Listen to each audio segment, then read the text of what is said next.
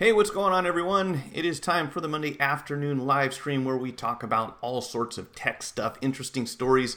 Every day, every week, there's always something going on that demands our attention, and it changes so rapidly that we have to do this a couple times a week. So if you don't come in on Monday at 2 p.m., we also do a live stream Thursday at 6 p.m., and sometimes we even have some guests along with us to discuss these developing stories. Today, we're going to be talking about the Vivo Apex, probably I'm going to say one of the coolest phones I have seen so far. And I know we briefly went over this a couple months ago during MWC, but now we have seen this thing on video being used, being demonstrated, and it is cool. The iPhone 10 experiencing some Face ID problems. If you're having trouble with that, you should almost definitely still be under warranty. Get it to Apple. They will probably have to replace your rear camera. And if that doesn't work, I guess they'll trade you out for a used model that someone else broke. I don't know exactly how that works, but there is certainly an issue that they are saying, yes, it is happening. And that is in addition to the problems we're seeing on the iPhone 7, where after a recent iOS update, you may have some problems with your main microphone during phone calls. Probably not noticed by quite as many people, though, because I have a feeling that way more people are using Face ID than are making phone calls, which is the crazy thing, but a sign of the times. So is there more to mobile than Apple and Samsung? And you hear me talk about this probably every single time I do this stream. Well, there's an article out there, and I have admiration and am almost just amazed at how similar the person who wrote the article's views are to, the phone market as we see it, as our minds. So I want to talk about that a little bit. Maybe we can get him on here in the future. I've got some upcoming tool reviews. I am going to do my best to get them done this week. Cool stuff from Union Repair. I'll give you guys a preview of that during the stream. Zooparque malware targeting Android users. Yes, there's another spyware out there, and this one looks a little different, though, because they're only going after certain people. They believe it's backed by some government or another, some foreign party. So we'll talk about that right after this.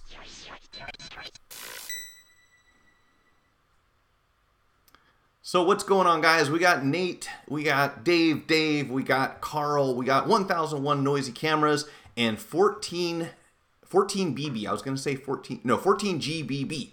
How's it going? What is the average life of a Snapdragon processor these days before it fails? Example, solder balls crack or internal failure, etc. I got to say that to the best of my knowledge, a processor's lifespan is probably going to be a lot longer than the phone, I would imagine. That's not something that we see often where the processor actually has broken solder balls. Outside of some physical abuse, we do know that there are some stress points on iPhones in particular where when the phone gets bent or flexed over time, that it affects those chips. Obviously, those are not Snapdragon chips. So to the best of my knowledge, those things will probably last quite a while. I usually, if I'm troubleshooting something and it seems like there's a problem on the phone, the processor is going to be one of the last places that I look, because it's going to be one of the more difficult problems to address if it's actually on the chip itself, because as you know, going about trying to remove and reball that stuff, there's a pretty high degree of risk involved when you start tampering around with the processor itself, and that, of course, is kind of the brain of the phone. So Nexus 5X, big fail with the solder balls. Yeah, so that was a factory defect, though. That wasn't specifically a failure of the component itself. It was a failure of the way that it was assembled at the factory, and LG has kind of said that they knew that was a problem, but I wouldn't place the blame on that chip maker. I would place the blame on the manufacturing process that was used to install that chip. Now, this is, again, don't take my word for it. Feel free to do more research, but to the best of my knowledge, it's not very often that the chip itself fails. It's usually going to be the way that it was assembled in the phone. There's some defect in the manufacturing process, or maybe the wrong type of solder was used, or it wasn't at a sufficient temperature. And outside of LG, we don't really see that too often. So for whatever that's worth, I would, again, my main advice here would be to look at the processor last, unless there's a known issue with that particular model. If you're having trouble, it's probably not coming from the chip itself. It's probably somewhere else in the phone. Anyhow, guys, check this out. So at the beginning, I posted something up here, and I didn't realize that it was going to give me a black background which made it look cooler, but it certainly didn't make it easy to read. So I wanted to go ahead and read this in case that was difficult to see on the screen. And that is a quote from the 1975 Magnuson-Moss Warranty Act that states, "No manufacturer charging more than $5 for a product may put repair restrictions on a device it's offering warranty on." So unless your device costs less than $5, we've been talking about this for the last couple of weeks. The Federal Trade Commission came out and said those little stickers that they put on all sorts of devices, specifically they called out Sony and I want to say Nintendo and a couple other game console manufacturers recently, saying that little sticker that says warranty void if removed, that is not legal. You cannot void someone's warranty just because that sticker has been removed or tampered with, and you have 30 days to remove those from your existing products. And so, they're serious about this one, and I really love that the timing is perfect because we've got YouTube's very own and the microsoldering community's Jessa Jones and Louis Rossman in New York for this hearing where they were talking about the Right to Repair Act. And I want to get to more of that in just a second. If you didn't already see it, let's go ahead and pull this up here real quick. So if you didn't already see this, it's awesome. This is actually on a local news site, I believe. It's spectrumlocalnews.com. I will put the links to all of these articles down in the video description within 24 hours after this stream so that you can go and read this stuff yourselves. But this is pretty cool. Jessa got up and spoke this time and put everything in very simple terms that would be easy for someone who wasn't technologically proficient or didn't have the propensity to understand a lot of the challenges that we face in the repair community. So this is really cool. She got up in just a couple of minutes, summarized this. There were some other speakers there that did the same thing, including a woman who said that she grew up in a time where when your TV blew a tube, when we used to have tube television sets, you go down to the hardware store, get another tube, they could test it for you, tell you which one you needed, you bring it home and fix it. And I assume that this was well received. There are some bigger players involved in this time as opposed to the prior effort back in, I think it was 2015 when they first tried to initiate this. And of course, they spoke about how they wanted to make this happen now on a state level. And then, of course, after that, go after this on federal legislation so that the whole country can benefit by this, backing manufacturers off of building planned obsolescence and preventing consumers from servicing their own devices, which is more important now than ever, especially when we're hearing about all these batteries that are exploding. There was another recent one where a guy's phone got run over and he threw the phone into his trunk and he left it there. And while it was there, the battery blew up and basically caught the car on fire. So, obviously if your phone gets wet or your phone gets physically damaged, to an extreme degree, one of the first things you want to do is remove the power source. You want to remove the battery from the phone. And of course, this is another challenge that everyone faces now is that we just don't have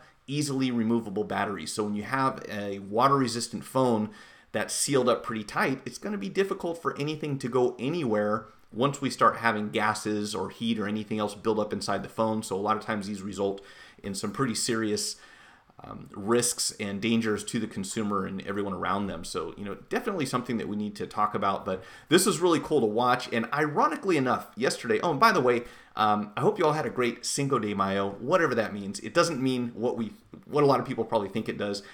It is based on a historical event that affected Mexico, but Mexico doesn't really look at Cinco de Mayo the way the U.S. does, which is just entertaining and funny to me and shows how far we'll go to market products and find some reason to have a celebration or a holiday. It's not really celebrated in Mexico, but it is celebrated in the U.S. It is not Mexican Independence Day. It is based on a victory that they had over the French who were involved in Mexico at that point in time, back in the 1800s, I think it was. Anyways, getting off track here though, but I hope you had a good time.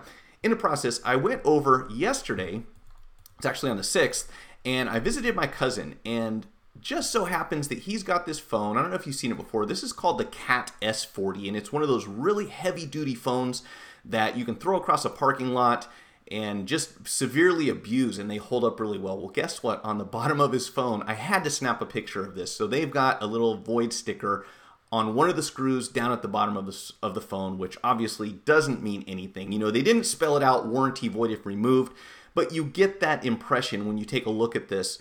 And the reason this came up is he said he threw his phone into the pool in order to There was someone some kid was diving in the pool and wanted them to throw things in for them to go dive in and grab it. And he goes, I just took my phone and threw it in because it's waterproof, And this is the perception that a lot of people have when we talk about water resistance, waterproof. The two terms are almost interchangeable. So there's a Twitter hashtag, and I've got to find out where it is again because I misplaced it. But you can actually take these photos, post them on Twitter to let manufacturers know that no, you can't do this. This is not legal. It does not void a warranty. If the Federal Trade Commission has ruled on this already, good luck trying to get that reversed. This isn't how it works, folks. So that was kind of cool to see.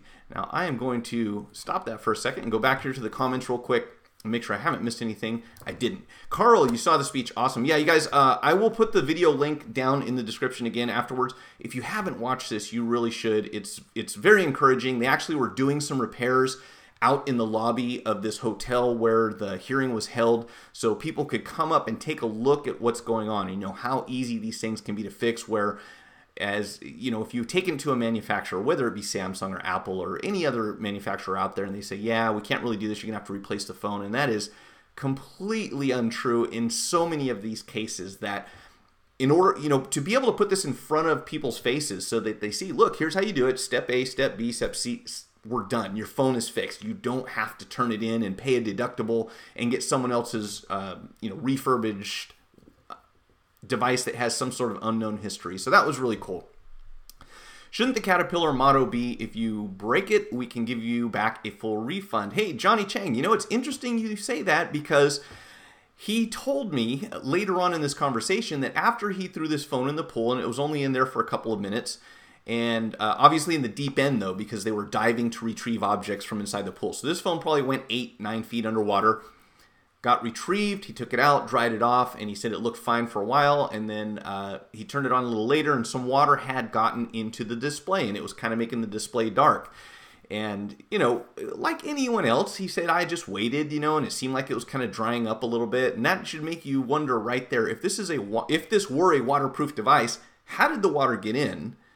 And how is the water going to get out? There is no, if there's no entry or exit point for the water, this shouldn't have happened in the first place, right? So he said, yeah, I just waited and it seemed like it was getting better, but the screen never fully recovered. So he contacted the seller, the company that he bought it from. It was not Caterpillar. It was an online reseller. So you can imagine who that might be.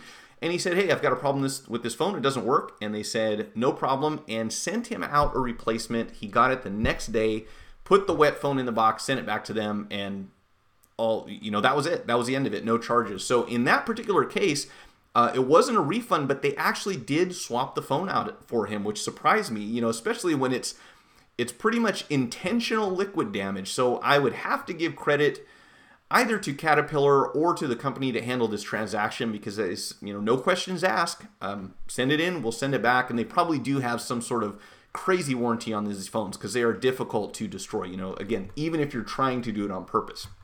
So for everyone who came here for the title, I do want to talk about this. This is the coolest thing that I've seen this month easily, and I'm going to say, as far as new phones go, probably one of the most exciting things this year. And this is the Vivo Apex, which one of you probably mentioned to me right before MWC. We were talking about it briefly. This is the phone that has a camera that pops up from the top, so there is no front-facing camera in the display. And this thing is, what did I say, 98% screen. Look at this. So if I'm sure you've all heard of Unbox Therapy. If you go to his channel, he did a hands-on review of this phone. And this is a guy that reviews phones for a living, obviously. He's got like 10 million subscribers on his channel. And he said he was blown away at how this thing works. So we have a number of features going on here that we have not seen anyone pull off successfully so far. The top of the list here is virtually no bezel. So they've got 90% screen on the front of this thing. My understanding is that this is a flexible screen because it had to be wrapped around the edges. And it also mentioned something along the lines of having integrated circuits built into a flexible motherboard. And I'm not sure exactly what that looks like. It would be great to see this thing on the inside.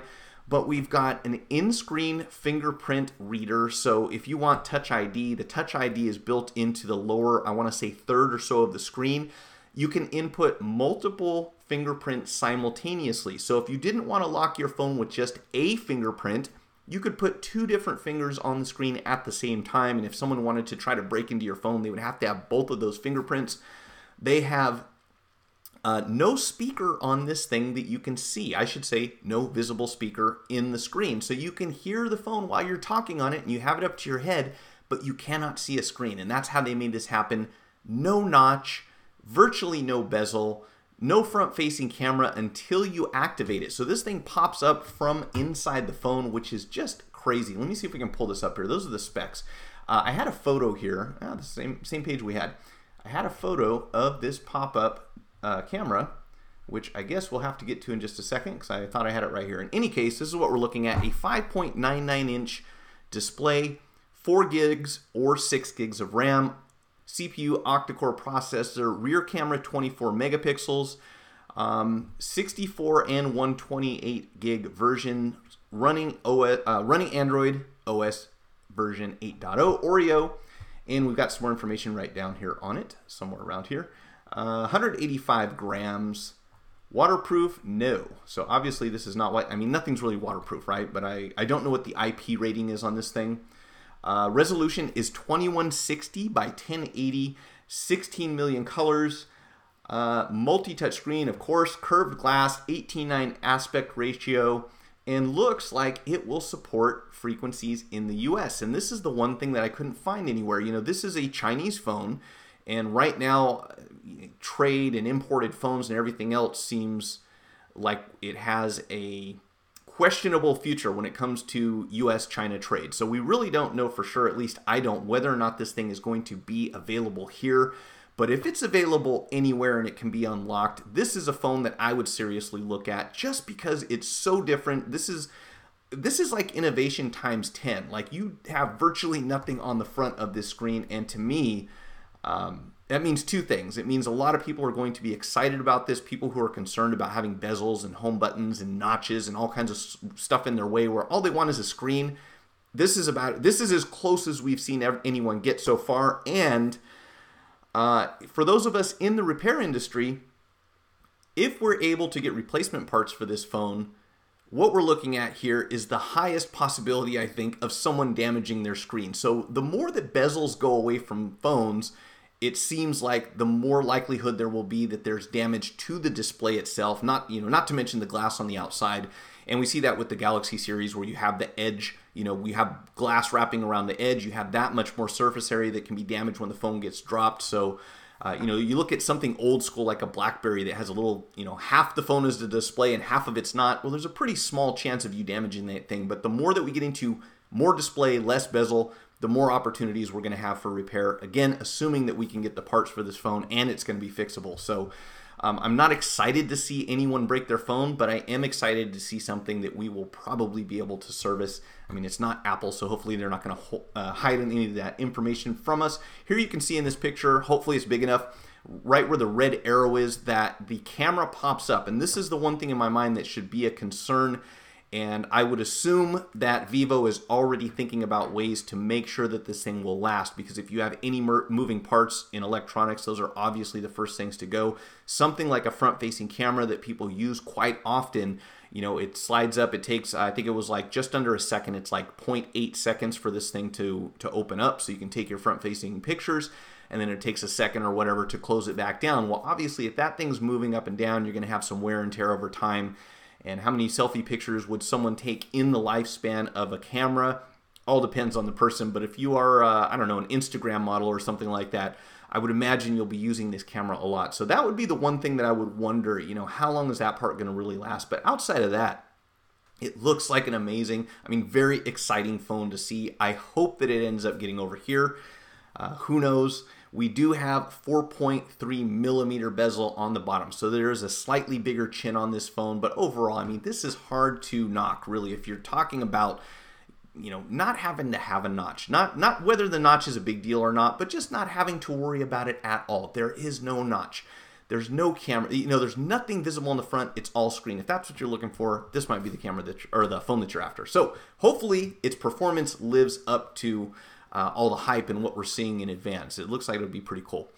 I think, where are we going? The Vivo phone has a finger scanner half the size of the lower screen. Really impressive. Yeah, this thing looks crazy to me.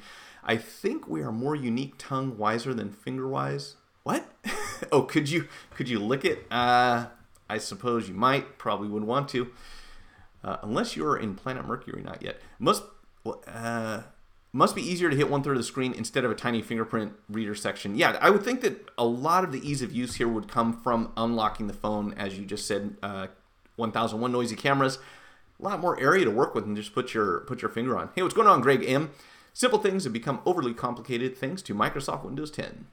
Glad I didn't have to use Windows 10 Mail app. I just installed Windows 10 on partitioning my hard drive because I have software that requires Windows 10 and I have software that doesn't work with Windows 10. So now I have dual boot on this thing. And more recently invested in a solid state drive for my Windows machine. And wow, I just figured out why I love this MacBook so much. It makes such a huge difference to have solid state drive. So if you haven't done that on your PC, I would highly recommend you consider that. Obviously they cost more, but the performance difference, the boot time, generating less heat and noise, I think is going to be well worth it. Once I get the rest of the system set up for live streaming, I think it'll pay off. We'll find out. Can they manufacture a display glass that is stronger at the edge than at the center, sort of reverse temperate process? I would think if they wanted to. I don't know the answer to that, so good question, Johnny. Maybe they can. So anyhow, we will keep an eye on this one, and as information develops and we find out more about it and whether or not we can get one here, I will certainly keep you updated. Next thing here, as I mentioned earlier, Apple is experiencing some problems with the facial recognition on their iPhone 10. And the interesting thing, and one of the things that we often see here, is that on iPhones, the front and rear facing camera systems are tied together in a way that we often see a problem on one where, we see a symptom on one where the real source of the problem is on one of the other cameras, and it looks like this is no exception to that rule. People are having problems with their facial or their Face ID on the iPhone 10 because of, apparently, according to this article, Apple is saying that the rear-facing camera might be the problem. So I'm not bringing these up to give Apple a hard time or to pick on them or anything like that, but I do think that it's important that with all of these manufacturers, we make sure that they are responsible for taking care of problems that the consumer has. And we often see certain companies getting a lot of bad press over their problems, whereas, it seems like maybe some others don't. And that could have something to do with my news feed. But, I look around there and you'll see one person complaining about something and 9 other people saying how great it is. So, whether it's Android, iOS, Apple, anything, no matter what it is, I think we need to make sure that we keep track of their history. Apple, in fact, has had a long history of problems with each new form factor that they've delivered to market, starting, I want to say, all the way back to the 3G, 3GS. We had problems with the power button on that one. On the iPhone 4, we had the whole antenna gate thing. On the iPhone 5, another power button problem, which was never really properly fixed. They kind of did a sort of fix on the 5S, but didn't completely make the problem go away. On the iPhone 6, we had Bengate. On the iPhone 7, we have microphone problems. And on the iPhone 10, we have a problem with the Face ID system. So I don't know if the iPhone 8 has, as far as I can recall, nothing serious about the iPhone 8 so far, but who knows, that may change. And if they're acknowledging this one, an error 53, I did leave that out of the iPhone 5S, right? So at least Apple is coming forward and saying, yes, there is a problem with the iPhone 10. Bring it into a store, and they're going to run their diagnostic test and decide whether or not they can fix the problem by replacing the camera. And I should note that the issue with the iPhone 7 microphones was tied to an iOS update. So it wasn't like the problem was there all along. It was when people started upgrading their phones, they ran into this problem. So not a big surprise, because we saw so many issues with iOS 11 altogether that everyone's just waiting for iOS 12 to come out and fix all of those problems. So hopefully, or maybe that'll do the trick. I really don't know. Do the iPhone 10 Face Unlock work with the rear camera if the front camera is busted? No, I don't believe so, Johnny, because all of the sensors are built into, there's a sensor array that's built into the front. If you take a look at this picture here, where it says infrared camera, flood illuminator, dot projector. So those are all part of this Face ID system. So this thing sends out a number of dots that will imprint on your face in order to recognize your ID when you unlock the phone. So I would be willing to to go with no on that one. I don't think there's anywhere you're using Face ID if you have problems with the front-facing system. Can you react to my YouTube channel live? I don't know. Let's see. What's your YouTube channel live? Sonic Studios. Let's check out Sonic Studios YouTube channel live, and I'll tell you if I can react to it or not. What are you doing here, man? Gameplay stuff?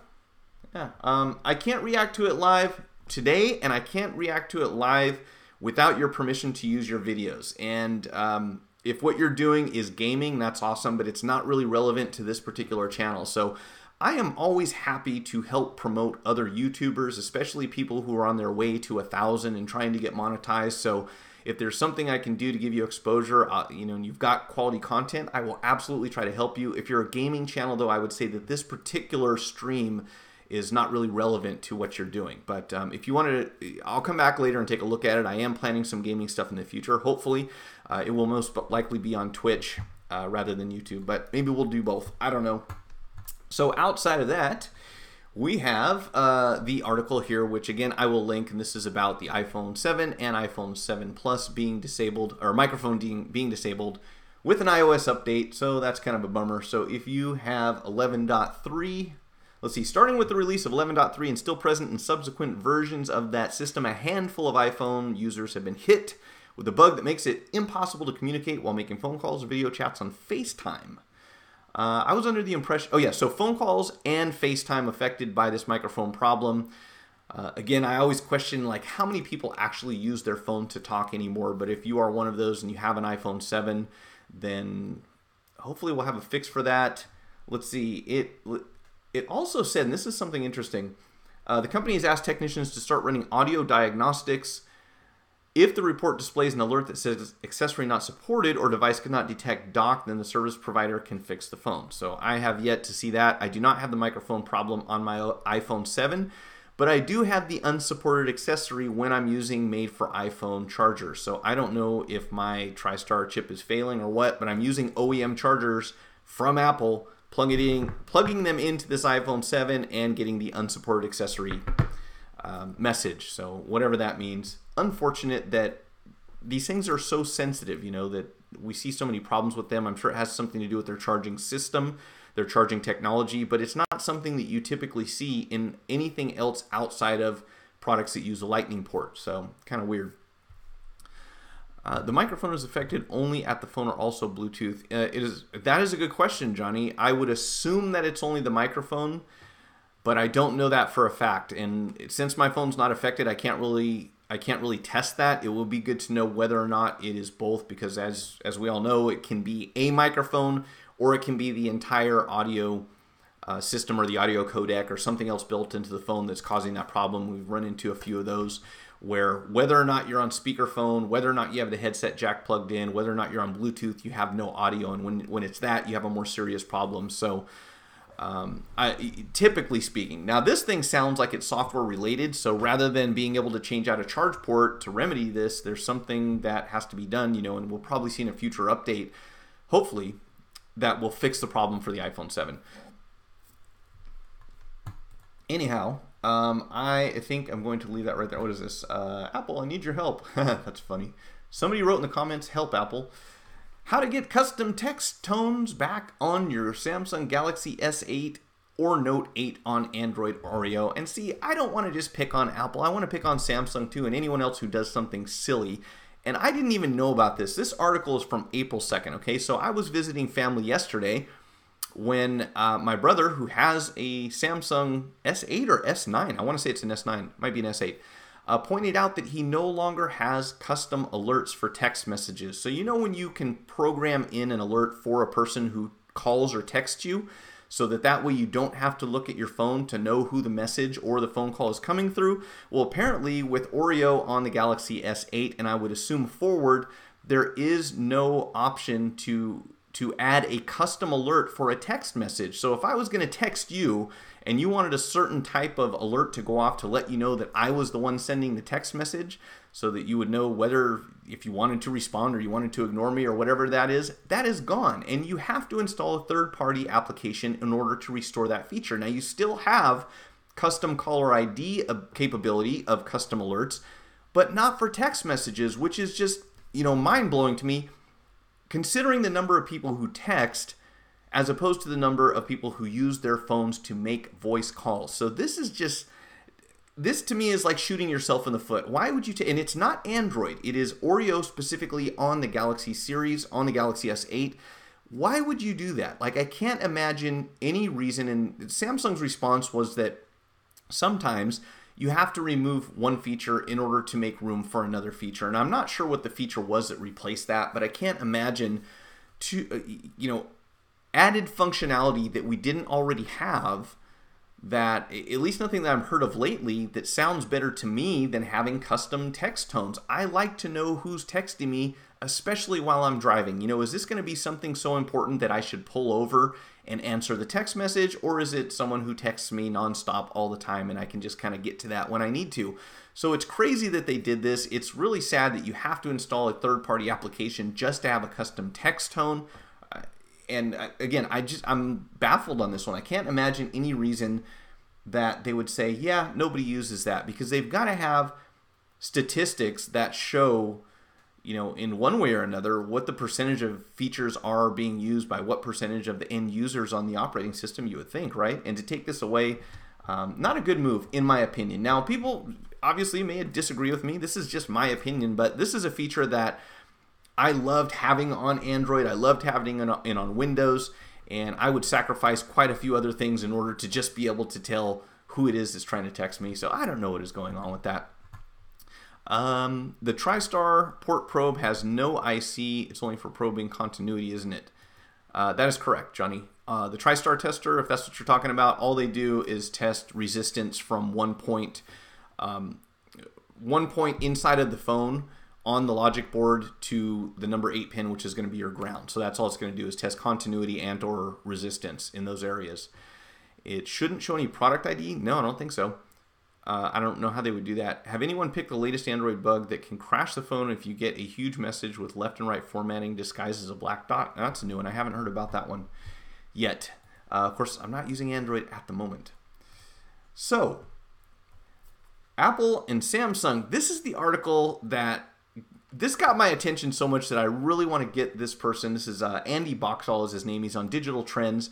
And I'm not going to read the entire article, obviously, but you really should check this out, because it's something that I've this has been my feeling for a long time. And it's interesting to me that the more and more people that I talk to, the more I understand that very few people seem to be concerned about this. And that is competition within the marketplace. So you will have a tendency for people to sign up for whatever they think is the winning team, if you want to put it that way. There are people that love Apple, there are people that love Samsung, and if you happen to be a fan of Android, there's a good possibility that you use the term Android synonymously with Samsung, because they really have the biggest market representation, at least in the US. Things are different in Europe and China and Asia and everywhere else, so I shouldn't say China. But other parts of the world, certainly not the same as here.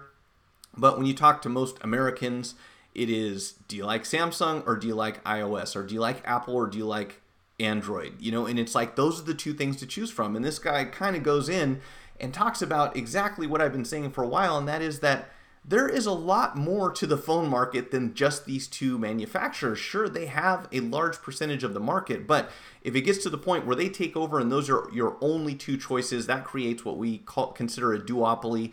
And I would say it goes beyond that, really, because if you want Android and Samsung is the only company that really has representation inside of the stores or in the marketplace for the most part, that means that Samsung would have a monopoly on the Android operating system. Apple obviously has their own operating system, so it makes sense that they own that system, and if you want iOS, you're buying Apple. But for the same thing to happen to Android, I believe would be a huge mistake, especially when it comes to innovation. Because if Samsung is the only one that anyone ever buys when they get Android, you are going to get what they give you. You're not going to say, oh yeah, well, I'm going to buy LG instead, or I'm going to buy Motorola, or I'm going to buy Huawei, or I'm going to buy whatever other brand because I don't like the way that Samsung did this. If Samsung is your choice and they're the only ones there, there's nothing else to pick. So kind of like my cable company, my broadband connection. So this goes in and talks about it, and It's interesting, he kind of says, hey, don't pick on the LG G7 so much. It may not be the greatest phone in the world, but at least it's something different, and it's not a horrible phone. It does its thing. I know there aren't a lot of people excited about the thin Q, and we have a tendency also to want to have the latest, greatest, best thing there is, which does make sense to an extent, except when you look at the overall lifespan of your phone, it will be outdated within 6 months, no matter what you buy. There will be something bigger and better. So if you have unlimited resources or deep pockets and you can get a new phone every few months, great. But if you don't, whatever you bought last month is going to be on the way out very soon. So for that reason, I believe that for a lot of consumers who don't need the cutting edge technology, it makes sense to look at either a previous model or take a look at these other brands and see what they have to offer, so we don't get stuck with two choices, iOS and Android, but always made by the same people. Because while it may seem like a good idea if you're a fan of one of those companies, if in the future they decide to do things that you don't like anymore, you've already run out of choices. From day one, you have nowhere else to go. So I don't think that's good for the market. I don't believe it's good for the consumers. And it certainly would not give as much incentive for innovation and for new features and for people to fix the problems that already exist on their handset. So again, I'm just one guy, but I found at least one other person who thinks the same way, and I'm going to try to contact this gentleman and see if we can get him on here for a live stream, because I think he has a lot of interesting info out there that you all would be excited to hear about, hopefully. At least I know that I would. Look at what's happened with ISPs. That could happen to the phone market. I agree, Greg. 100%, and that is my biggest fear. I don't really care if one company has more market share than the other. I don't care what kind of phone everybody uses. Really not my business.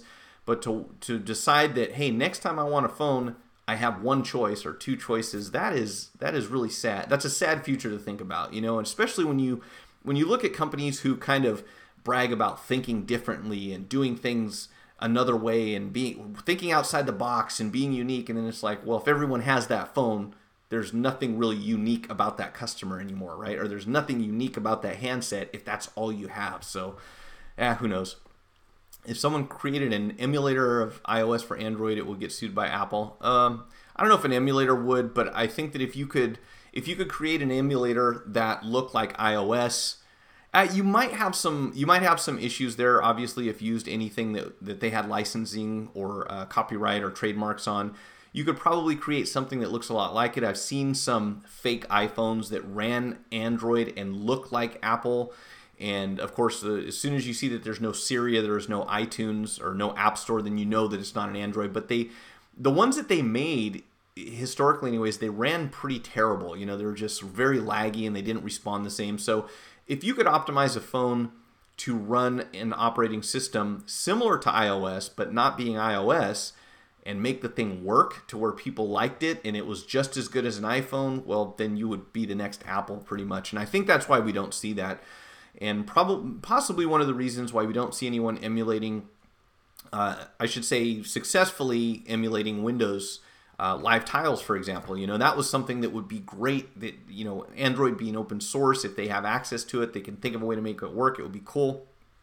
But anything that I've seen along those lines has been a tragic failure, unfortunately. So it would be interesting, but I don't think it would ever happen. If it did, again, they'd start their own company and people would love them like they love Apple, I believe.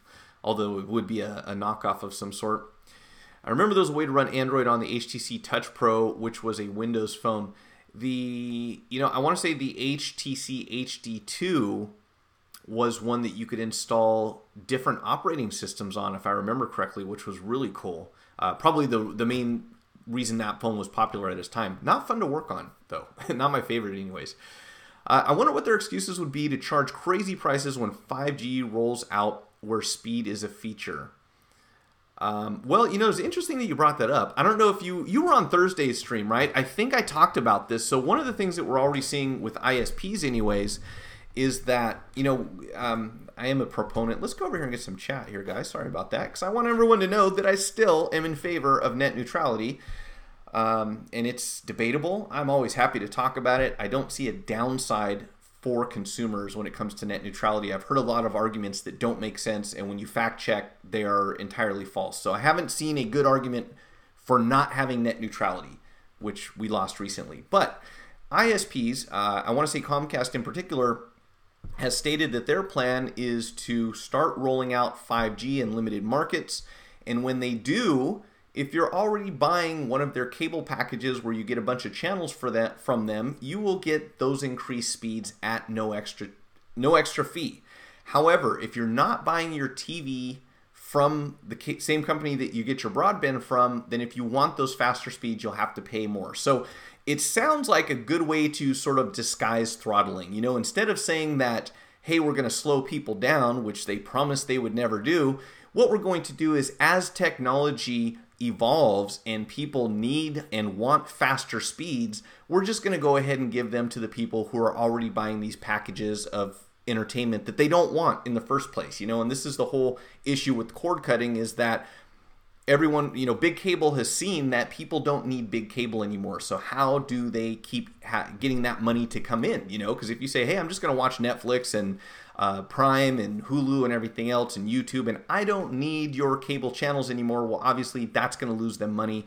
So they're structuring this thing, in my opinion, in a way that makes it more palatable for most people. It will be a gradual transition to where you will eventually end up buying a cable package from your ISP, or you will pay more for your internet connection. And, you know, I think they will have to do a good job of disguising that so that more people won't complain about it, and the general public just says, oh, well, you know, I'm still paying the same amount of money, but I got to get this package, and it's all bundled, and not too different from what we expected. But probably a better way to present it so that people don't protest and lose their minds and just cancel their service, you know, especially for people like me who don't have another option. Let's see, 80 gig shared or individual beach lines. Sorry guys if I got it behind here a bit in the comments. Have anyone followed the demand for open cases introduced by Justice Jones in a New York State court on last Friday? I haven't, so if anyone knows that, please add it to the chat. I do not know the answer to that one. Let's move on here. It's 20 till. Okay, so I did see something here today that I thought was interesting, and that wasn't it. What just happened? Oh, you know what happened? I forgot to trim this down, so this is going to be fun. Well, there you go, guys. Here is Mike's big mistake of the day. I forgot we were changing screens, and I forgot to fix this guy here, so let's bring this over here. Here's a little behind the scenes that you know and love me for, right? Gosh darn it. I thought I had everything ready to go today. All right, so let's move this over here. And let's open this up so you can see the article. So if you haven't heard, there's new malware out there. It is called Zooparque. It is targeting Android devices, but apparently only certain people. So I saw this address, and I actually linked to this off of an article from a guy who said, here's why I'll never leave iOS and I'll never go to Android, and it's because of this spyware, basically, which can track your location. It can turn on your microphone and record what you're saying. It can look at your text messages and your emails and what websites you browse, and turn on your camera and watch what's going on in the room and all sorts of other stuff. So if you haven't already seen, I did a video about a year and a half ago where we have a company that sells a software to detect whether or not you have spyware on your iPhone, because more and more people who create viruses and malware, they're targeting iOS and OS X because more people have Apple devices. You know, you didn't see viruses, you didn't see browser hijacks, you didn't see this kind of stuff on most Apple products 10 years ago because there weren't that many out there. So wouldn't it make sense for someone who is trying to extort money from people, or, you know, hijack their phones or whatever else, or trying to get them to go to some website where they have advertising or whatever, it wouldn't make sense for them to target Apple 10 years ago because there wasn't that many devices out there. It made a lot more sense to go after Windows. And of course, you look at something like Linux, and no one's really going after Linux because there's just not a lot of representation out there. Well, as Apple has gained market share, we've seen more and more that people are going to start targeting iPhones, are going to start targeting Mac, OS X and so forth. So this person said, I'll never go back to Android because of this. And I linked to it. It was actually pretty interesting. So I did this video a while back and showed several types of spyware that can be installed on Apple devices to track all sorts of stuff, from GPS to turning on cameras and microphones and so forth. And obviously we have the same problem in just about any popular operating system. This one in particular is targeting Android. And if you remember, we kind of It says that Kaspersky identified 4 different iterations of Zooparque, and of course we are told not Kaspersky is bad because it's a Russian owned or developed antivirus software. And the main thing about this was that they said that this is coming through something called Telegram, which I've heard of, but I've never used myself. So they're using Telegram to send out links that will take your phone somewhere else in order for this particular malware to be installed. It's called Zooparque. But again, the main thing here is that they said that they believe that this is highly targeted, that they're going after high-profile people, and they think that it is backed by a nation state. So I don't know who exactly that is. I don't suspect that most of us, even if you use Periscope, even if you use Telegram, probably don't have a lot to worry about, unless you are a high-profile person. But if you're on Telegram and someone sends you a link and it's not someone you trust, and even if it is someone you trust, you know how that goes. Sometimes people send you stuff and infect your computer without meaning to, especially someone who isn't really all that familiar with how these things work. So I would say a word of caution for sure. There are antivirus programs that you can buy, that you can install on your Android phone. If you're worried about that, probably, again, not a big deal for most of us, but you never know. That is the new thing to watch out for. And get ready for this. This is interesting. So, once in a while we talk about artificial intelligence, and I think this is a topic that opens up just a billion different questions. So we'd have to do a live stream. I'd have to have an expert on here so that we could really get into a deep discussion of it. But I like the title of this article because it makes you wonder about yet another thing. When we talk about artificial intelligence, it says, get ready for Chinese AI with Confucius bias. Now, this is one of the aspects of AI that we don't really talk about too much. And if you go down here, it's there's a little section where they say misunderstanding AI, and they talk about the future of artificial intelligence. And if we think it's crazy that when kids are taking tests, that any phone that anyone's carrying around right now has a calculator built into it, right? So, no matter where you go, if you're taking a test and you're not supposed to use a calculator, anyone who has a phone in their pocket could potentially cheat on the test.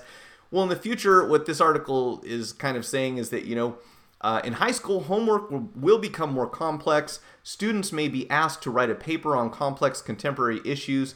How can we apply the wisdom of Confucius to solve current social problems? And this is where the question comes in, because when we think about artificial intelligence, they kind of break this down to 2 different sections. And one is Boolean logic. So if we think about answers to questions in this particular area, when they talk about Boolean logic, they're talking about breaking things down to 2 different things, positive and negative. So there's an answer, yes or no, and that's it. It's a very clear-cut choice. You have to do, this, and that's it, and nothing in between. But when we talk about artificial intelligence making decisions based on, various factors that are involved, and this could probably extend as far as self-driving cars. We could talk about robots, anything that's going to have to weigh a number of factors and make a decision. There's also a certain there's a certain factor of subjective logic that comes into play that would be based on cultural ideas and cultural norms. And that's why I thought it was very interesting that they talked about calling in Confucius logic into this. So if you had artificial intelligence in the United States, and you had artificial intelligence in China, and you had artificial intelligence in South America, and different locations throughout the world, we would assume that this process that the AI uses to make decisions would not be black and white based on information, but it would also factor in that particular culture's view about making these decisions. So you could have an artificial intelligence that was biased by Western culture. You could have one that is biased by Confucius. Confucius bias. You could have all sorts of different biases. Obviously, some of them, subjectively speaking, better than others. We don't really know. It's hard to say. It's difficult to say this part of the world has an overall better attitude or makes better decisions about this certain thing, because if I live over here and I was raised to think this way, then we would assume that the AI that's designed for this market would be based on a lot of traditional North American values and a lot of North American decisions and history and so forth, but it could be completely different on the other side of the world. So how would these two things interact? I don't have the answer to that, but it opens up a lot of questions. And I believe that as soon as I can get a hold of someone who really has a better understanding and can explain this in terms that's easier for us to absorb, I want to have them on the live stream on Thursday evening. So if you guys have any suggestions, Johnny, you're great at this, man. If you know someone who we can consult with and have this discussion, I think it would just be, it would probably be endless, but at least we could get it down to an hour and bring it up. Westworld is a documentary confirmed, no joke. Instagram is starting to poke links for marketing in the story feeds. Shocker, right? Founder of WhatsApp is leaving Facebook early and leaving $1 billion on the table due to Facebook apparently weakening the security in WhatsApp. Interesting. I did not know that. I did hear about someone leaving. Gosh darn it! I thought I heard about someone leaving Apple this morning, and I didn't tag the article because I had so much on the table already. But I did hear about Apple buying back 100. What was it? Some ridiculous amount of money here. Apple buying back 100 billion shares. So that's kind of interesting. We had a lot of tax cuts and different things going on, and a lot of big companies being able to see more fluid cash, and Apple has decided to buy back shares instead of doing other things that they could have done to it. So, good or bad, I'm certainly not an expert in this area, but this particular author thought this was not a great idea, and that they should be putting it into other areas, including reinvesting into their business, giving money to their employees, and not just buying back stocks. But unfortunately, I don't know what would have been the better alternative. Really, it's hard to say. So listening to someone who knows a little bit more about it, the thing that he said was that history has shown that companies tend to spend the most aggressively on buybacks during peak valuations, which we know that Apple just shot up after its quarter two numbers were available. And everyone is saying that the iPhone X is the most popular iPhone on the market right now. So, despite what we thought, and again, we don't really have solid numbers and necessarily reliable sources, but the consensus is that people are buying the iPhone X. That kind of surprised me. I thought that quite a few were opting for older models or to get the iPhone 8 Plus instead. But it sounds like it's doing okay, at least according to Apple. So we'll find out more about that in the future, I am sure. Confucius tradition is the one that screwed the sexes ratio in China alongside the politics of one child per family. A lot of families started to abandon and sometimes kill their daughters because of that.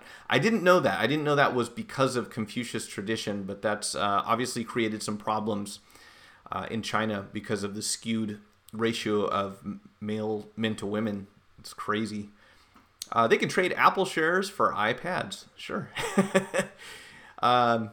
Are considered second rate in the old tradition. Yeah, I do remember reading a lot about that, how people always wanted to have a son. And I think it's not unique to Chinese culture.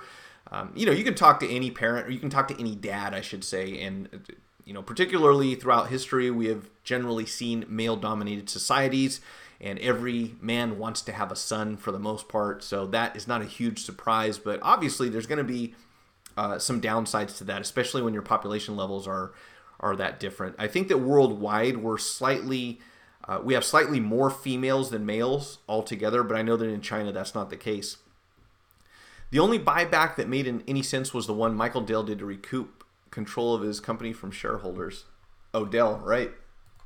All right, so last thing here, and this is kind of tying into the topic that I talked about earlier in the stream, and that was what I mentioned, and I thought that I had brought this up on last Thursday, but if I didn't already do so, the FTC has given Sony, Microsoft, and Nintendo 30 days to get rid of illegal warranty if void remove stickers. So I assume this is for their existing stock. I don't know how this would affect any of these consoles that are on shelves in retailers already. But as far as these silly little stickers on the back of your game console that says void if removed, no. False, not true. It does not void your warranty. So that is a load right there. And I'll say one thing about game consoles in particular, and this would include any PC that you have, any tower design computer, you have got to open these things up and get the dust out from the inside. If you don't, you're going to have problems with heat eventually. And depending on where you live, it could be way less than a year before you need to do some maintenance on your console. So, when we look at Xboxes and PlayStations that come in for repair, a lot of times the HDMI port is damaged, but a lot of times we're having system errors that are caused by a buildup of heat, and that heat tends to be because there's insufficient air circulating through the console, usually as a result of dust, pet hair, that kind of stuff accumulating on the inside where the fan is. So you've got to open these things up, and you have to blow them out with a compressor or take a dust buster or something and suck all that dust out. And if you don't, you will have problems. So to tell a customer that for a year after they buy their device, they can't open it up, that is insanity. I'm thrilled to hear that the FTC has actually stepped in on the consumer side in this case and said, no, this is not right. You can't put a sticker on there and tell people that they can't service their own consoles. It's ridiculous. So this is good news, a step in the right direction for sure. And that's actually where I got the part here, the quote about the Magnuson Moss Warranty Act of 1975 that says that no manufacturer charging more than $5 for a product can put a repair restriction on the device it's offering a warranty on. Despite being illegal, many companies have such restrictions. That's why I showed you the picture of the cat phone in the beginning, and obviously we've seen these on the back of all sorts of consoles. And Apple, noticeably absent in this round of warning letters. Well, Apple doesn't really have a warning sticker on their phone, so it wouldn't make sense to include them. And to the best of my knowledge, at least very recently, Apple has said that opening up your phone does not void your warranty. Causing damage on the inside of the phone would obviously void that warranty, but certainly Apple has attorneys that know what they're doing, and they probably foresaw something like this coming in the future and said, you know what, we better not turn customers away just because their phone's been open before. That's going to create a lot of bad press, which they've done quite a bit of lately. So I think they know better than to do that. But certainly no warranty void stickers anymore, I should say. Not never. We did have warranty stickers on one of the screws inside of, what was it, guys? Help me out. I know the iPhone 3G and 3GS had a warranty sticker on one of the internal screws. And I almost want to say there wasn't a void if removed sticker, but there was certainly some sort of sticker on the iPhone 4 right by where the battery disconnects, right? iPhone 4 and 4S. I think that was the last time that they placed a sticker that had to be removed in order to disassemble the phone and replace the screen, I believe. Hey, Andrew McKenzie, thank you. He said, congratulations on 50,000 subscribers. Thank you so much. I do appreciate that. Certainly means a lot to make it here and to hear that you guys congratulate me. So thanks. Not buying Apple Care voids your warranty. Oh, man, don't get me started. Apple Care, I actually advise some people to get Apple Care in certain situations. If you're going to buy a $10,000 iMac, probably should get Apple Care because we can't help you for anything. But I don't know what they would charge you for that, so hard to say. The tiny wet detection paper should be illegal also. Yeah, it probably should, although I suppose if they say that voids your warranty, yeah, they should take that out too. Noisy cameras, give me applause and fire, and I don't know what that last symbol is on there, but cool. Thank you so much. My sister's Xbox has a power supply issue. Hey, great news, Andrew. Obviously on the Xbox, grab another power supply. Wait a minute. Yeah, grab another power supply. If it's under warranty, get a free one. You should. Fireworks. Okay, cool. Hey, that's awesome, man. Guys, I don't know all these emojis. I'm still learning. So I think that was it for this stuff, and we ended with 2 minutes to spare. Oh, and there was one thing I wanted to show you all real quick, and that is I am planning... so there's a company called Union Repair, and they sent me a bunch of stuff, and I have been so busy I haven't had time to catch up, but I have already tried these out. These are some fancy tweezers. Let me take them out of the box. So I've been using some pretty crappy tweezers, honestly, to remove very small parts, and a guy from Union Repair sent me these. They might end up being transparent on the screen, but these things are super fine. They're very easy to close, and they stop you when you press too far. So I'm going to be working with these and making some videos with them. They sent me a curved pair and a straight pair. And, not too much to say, obviously, about tweezers, but he also sent me some accessories to use with my power supply that I'm looking forward to learning how to use so that I can then show you guys, because at this point, I'm not 100% clear on how it works. But I have this dual channel This is a dual channel meter. I believe it works very much like an ammeter, if I'm correct. And obviously I'm not going to, well, I'm definitely not going to rebox this to unbox or anything like that. But check this out. This thing, if you can see it, it actually has a digital display on the opposite side. I will have another camera set up in the future so I can put this on the main screen. This is a dual channel meter. It's got multiple USB-C, micro USB, and I don't know if it has light. It doesn't appear to have lightning port on it. So we've got this to work somehow. I assume to plug into devices and see how their battery's doing. And then this, I'm not even sure where this goes yet. So again, this is just a preview, guys. I got to learn how this stuff works before I can make a video for sure. I got something else here called a Sharpus, which I do know how this thing works, and this is really cool. And probably any of you who do board level work are going to love this. This device hooks up in line with your power supply, so that when you have the power supply plugged into the battery port on an iPhone, you can use this button to boot the phone. So instead of shorting pins and plugging in cables and try to push something really awkward while you're doing board level repairs, you just plug this into your power supply. The other end goes to the battery, and apparently you press this button and it boots the phone up. So this is going to be really cool. I'm not sure about which models it supports and all that, but I know that this is going to be useful, because one thing that's really awkward is kind of piecing a phone together with the power supply, the display attached, and then trying to jump the pins to get it to start. It seems a little awkward. This thing's going to make it much easier to do, and it's quite affordable. I want to say it was about 25, 30 bucks on their website. So what I'll do is, once I review these and determine whether or not they're going to be very useful, I will come and ask you all if you're interested in them, because one of the things about this is when you order from China, the shipping fees are ridiculous. So I would like to be able to offer this stuff on my, in my tool store, but I don't want to buy a bunch of stuff that people don't need. So I'm going to test it. If it looks good and you guys show interest, I'll buy a few units so that way I can sell it and mail it to you guys for less than they do. And we'll figure out some way to promote that. And, you won't have to pay a premium, and you can certainly save on the like 30 or 40 bucks at DHL charges to ship something to the US.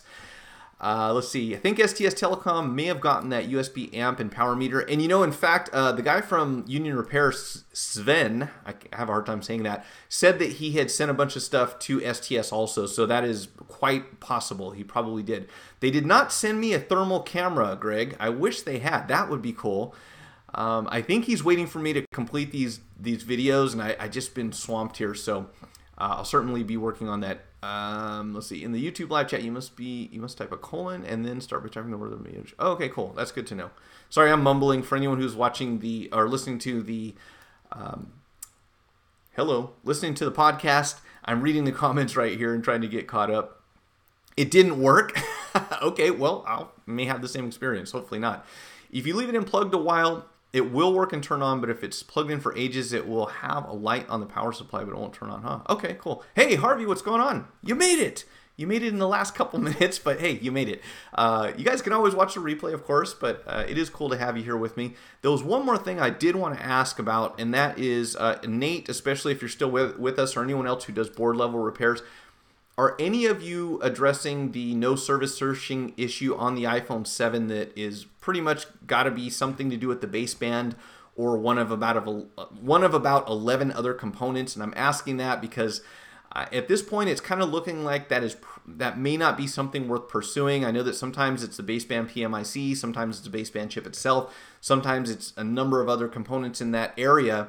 And what I don't want to do is spend a lot of time chasing down a problem that, has so many possibilities that it could end up, being hours of wasted time.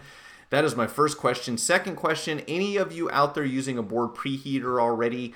I know that Jessa uses it in her videos. There's another guy from Florida that does the same thing, and it looks like it's effective at getting components out of the iPhone 7 more safely because, it's a little different, obviously, than the prior models, and I'm questioning whether I want to invest, $300 or $400 or whatever that's going to cost, because how much of the iPhone 7 do we need that for in order to perform successful repairs, and am I even going the right direction? It's a pretty big chunk of money to invest if it's not going to pay off. So if any of you guys are familiar with that, have experience with the baseband issues on the iPhone 7 and have some success stories, I'd love to hear them and more advice. But most of the research that I've done has pointed to, most technicians do not accept that repair. So I don't know about that one, unfortunately. It should be the RTC battery is failing. The Xbox has to have information where it can boot. Oh. Mark from Florida works at iPad Rehab. Yeah, this is actually a different Mark, or this is a different guy from Florida. So I'm familiar with Mark for sure.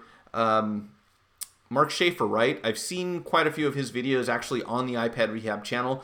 But there's another guy in Florida, and he has a very heavy accent. He does his videos in Spanish and English, and I can't think of his name right now.